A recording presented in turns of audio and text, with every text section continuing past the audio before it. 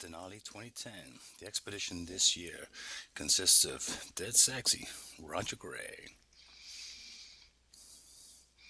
the always spicy Bernd Bidlenmeyer, and the eldest statesman of the group, John Petter. So our first stop from Burbank was 5 Bloody Marys on the plane.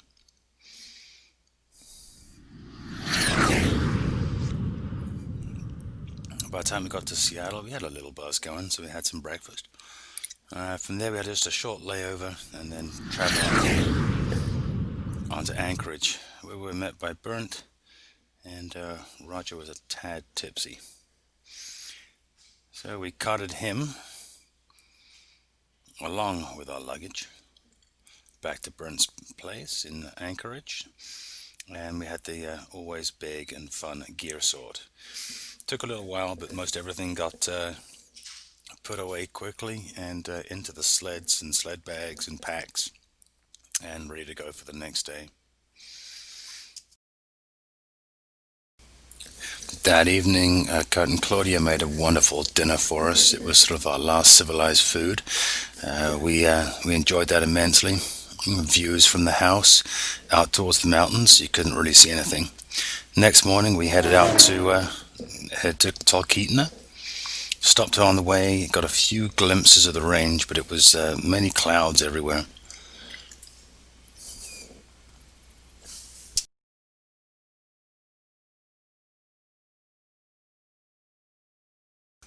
Once in Talkeetna, we checked in with TAT, Talkeetna Air Taxi. We had to get all our gear together, away all our gear.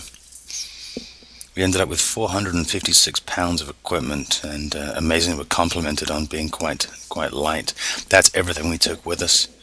Then straight on to the ranger station, a mandatory briefing with the rangers.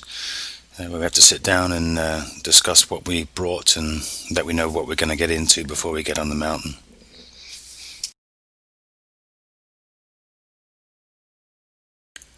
Then we had lunch at the Roadhouse. Took some food to go even, which was really nice. We were supposed to just cruise back to Tat, but as weather started moving in, we were told that we had to get out pretty quick. This is the Beaver that they were preparing to fly us in on. We had to load all our equipment and gear on that. Kurt and Claudia saw us off, and before you knew it, we were heading out to the glacier. Beautiful flight in, just 4 of us on the aircraft. Incredible views out the windows on the way.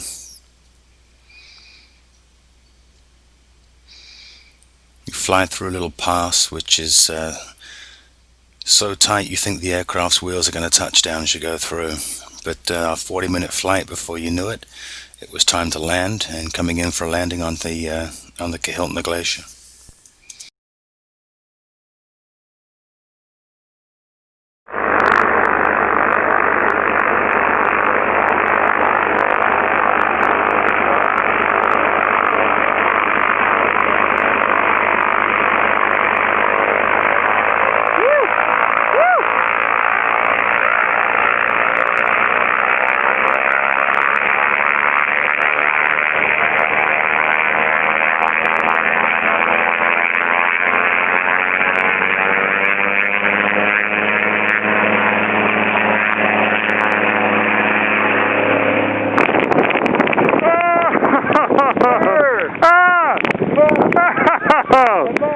Bye-bye!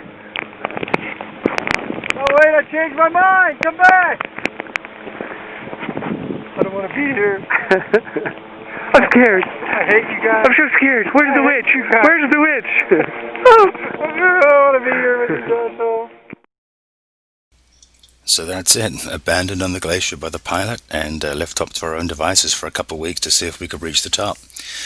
Just a few miles the first day just to move camp.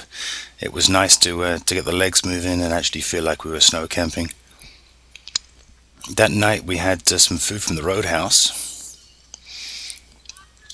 Pasta, lasagna. Bert and Roger got to know each other even better than they already did. Lovely.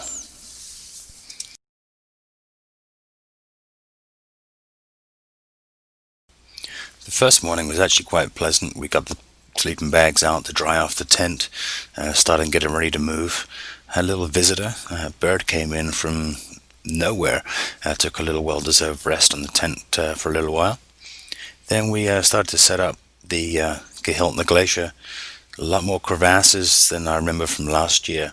It was pretty open, they were pretty big, but we had no problems negotiating or traveling around those.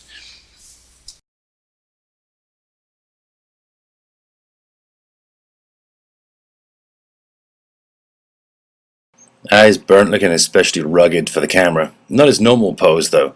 Normally, burnt's half naked. As soon as the sun comes out, that man wants to soak up the rays.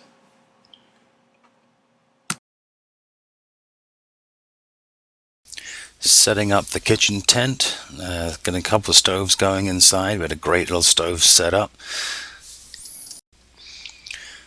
Roger decided that burnt was bad that day and Gabe put him in his gimp suit for the night.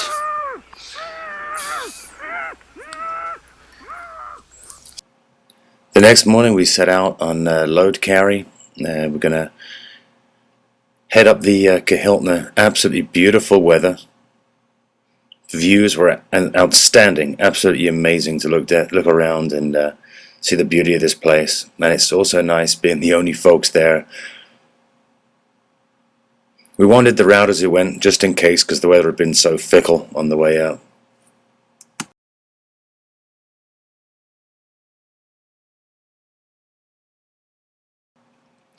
So once you got the cache up the hill, it's time to return.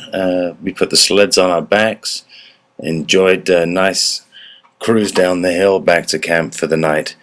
It's interesting with skis on. It's not as easy as you'd think with mountaineering boots, a pack, and a sled. So this is our attempt at cruising down the hill gracefully. Another day in the Kahiltna. Heading back to the Kahiltna Hilton. Pink.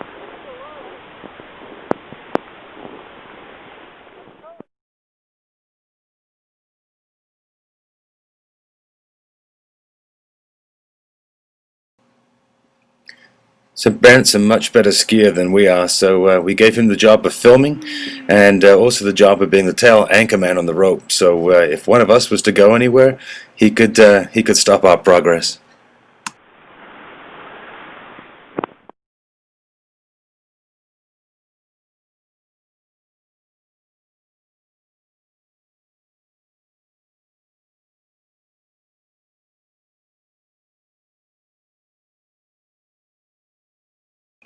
That night it snowed again.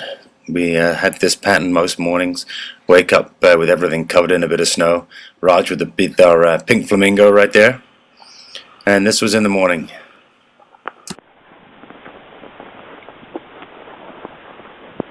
Moving to 11,000. So this is the day that we broke our camp to move to 11,000 foot camp.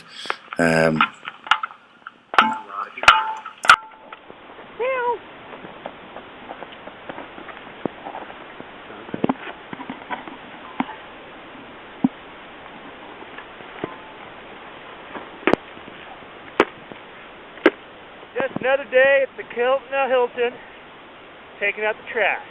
Here goes Raj down to the crevasse with the pile of poo. Being belayed by Burnt here. Yeah, be scared.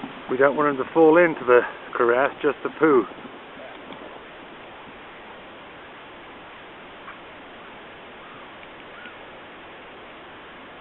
Okay.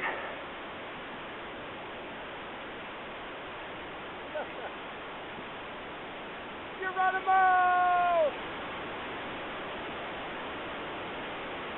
Wild. Yeah. One bag of poo, one crevasse. One Roger.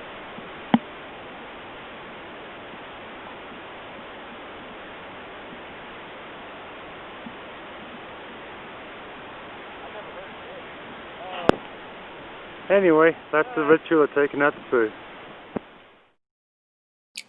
So it's probably a 4 to 5 hour hike that day, carrying the remainder of our camp up to the 11,000 foot mark, and then we established camp nice and firmly there, built some walls, and of course put up our pink flamingo.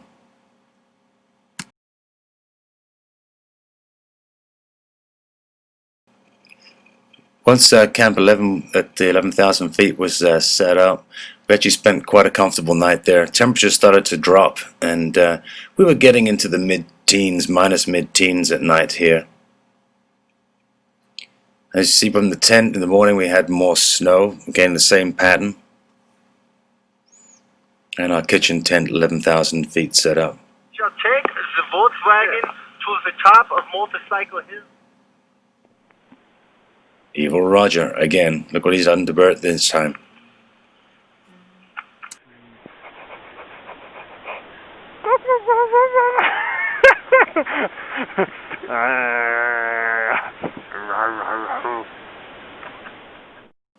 The next morning, surprise to surprise, we wake up to more snow. But rather than going up to the 13.5 cache, we decided just to play around and camp a little bit. And then once the weather cleared, we did a small deposit of gear up to the top of Motorcycle Hill. Shall take the Volkswagen to the top of Motorcycle Hill. Today's our rest, acclimatization day at 11,000 feet. You can see camp down below, sort of. Clouds are moving in. We've had breaks of clouds and sun all day, and wind off and on with really light rain. So it's really blowing any path that people leave ahead of you shut. So we're boot stepping up just up Motorcycle Hill. Kind of an easy day. Could just get 3 of us in a tent for a 24-hour period. Who knows what would happen. So I got John ahead of me, and then Roger, he's leading the way. He's got our big cache flag. We've all got about, a little flick here, styrofoam. We've all got about 30 pounds of food, plus some crampons and clothing for the varied conditions we're finding here. So we'll pan up to them. There they are. I see the path, just up and over. The following day we headed up Motorcycle Hill again, but this time picking up our cache plus additional gear and heading up to 13,500 feet. This is the ridge or the top of Motorcycle Hill, and from there you head up Squirrel Hill and then up to 13,500 around Windy Corner. We dug a nice hole there, a cache hole, dumped all our gear, and then quickly headed and descended back down.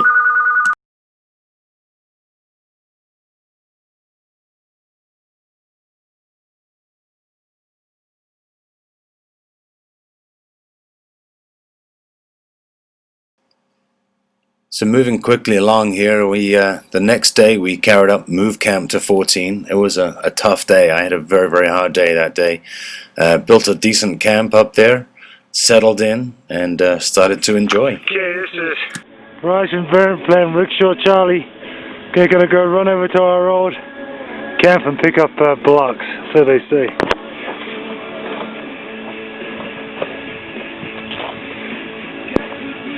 Anytime, you know, we're not waiting. Rickshaw Charlie! Here you go, Rickshaw Charlie!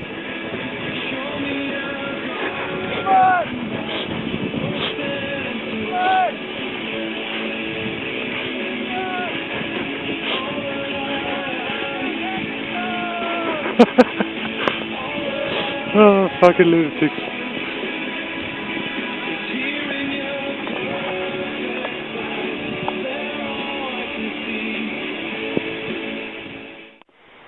Okay, it's a beautiful day here at 14,000. Historical right here. See all the clouds down below. We had some more tent folks moving yesterday, guided crews. It's our kitchen tent. Come around to our campsite. Another guided team. Up there to fix lines.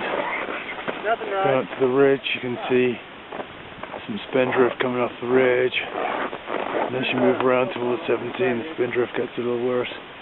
And it's pretty darn windy up there, so we'll see how high we carry today. But we're getting ready for our move, up as high as we can.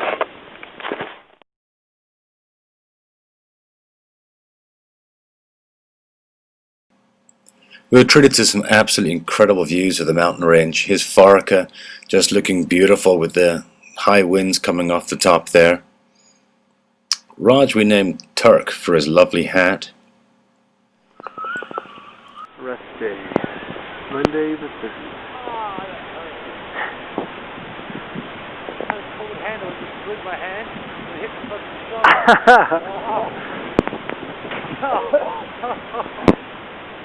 Once again, it shows that God doesn't like British people. Morning.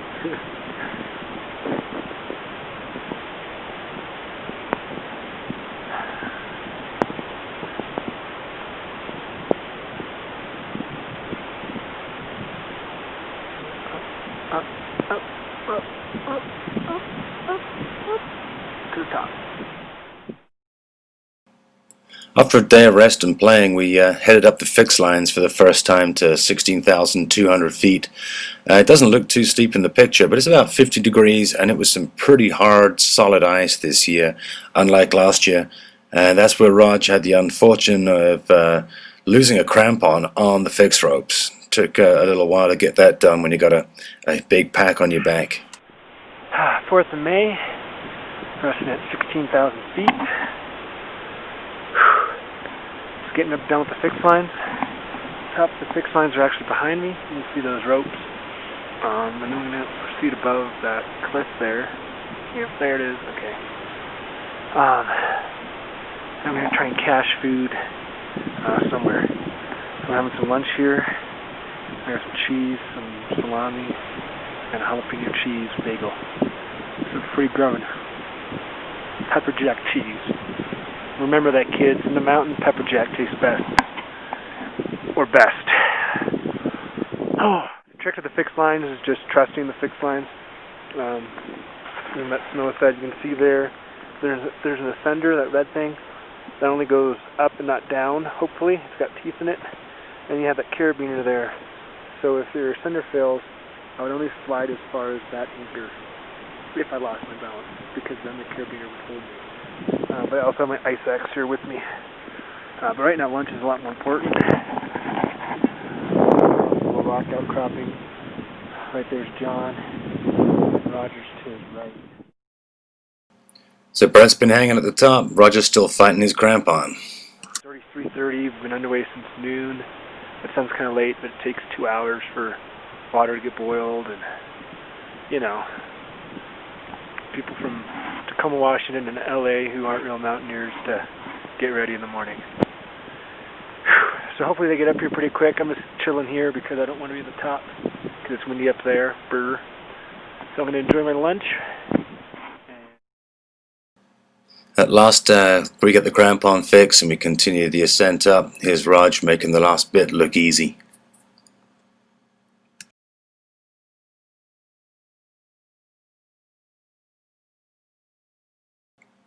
We saw the wind was picking up as we got to the ridge. This is a view up on the ridge. You can see the plumes coming off above the 17,000 foot camp. Glad we weren't heading up there today. The Hawaiians actually did head up that day, and one of them ended up with frostbite on his nose from the severe wind. So I think we're going to go up. Well, in a couple of days we're going to go up there.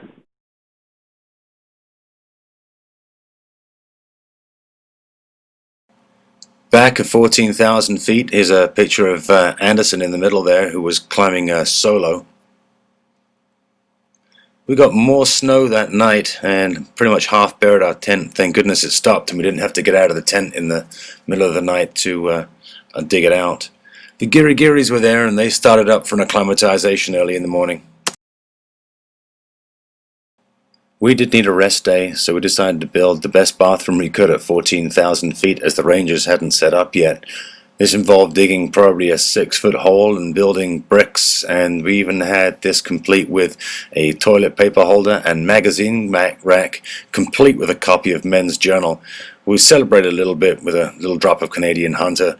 Doesn't take much of that to get you a little spinny at 14,000 feet. As you see here, Men's Journal, toilet paper, and the can. Weather is interesting. There was a storm building below us, but luckily it was staying below us.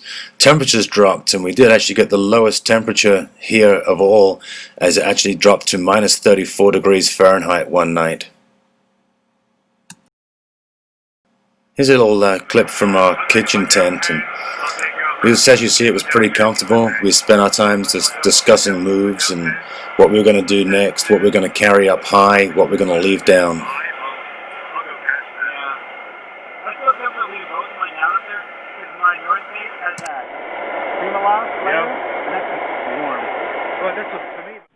Can't zoom in because I can't zoom once I am filming.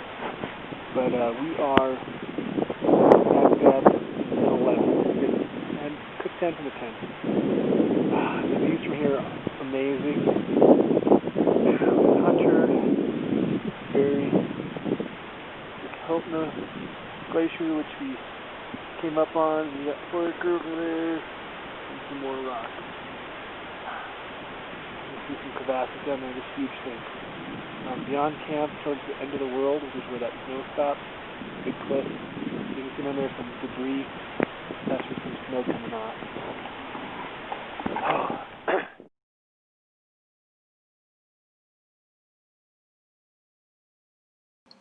We were concerned about the ridge being windy again after seeing the last couple of days, but when we got to 16,000 feet, although it was very cold, we didn't have the bitter wind, so it was a lot better traverse than we had hoped for. Anderson did come up behind us at one point and asked to tie into our rope across the ridge, as there was a few sketchy points, but by and large we had a beautiful journey across the ridge, probably the best we've ever had. It's tough to see from some of the pictures, but the exposure there to the right side is 2,000 feet straight down, and the other side is another 1,000 feet on that side straight down. So it doesn't look that technical because it isn't that bad, but you've got a lot of exposure on that ridge.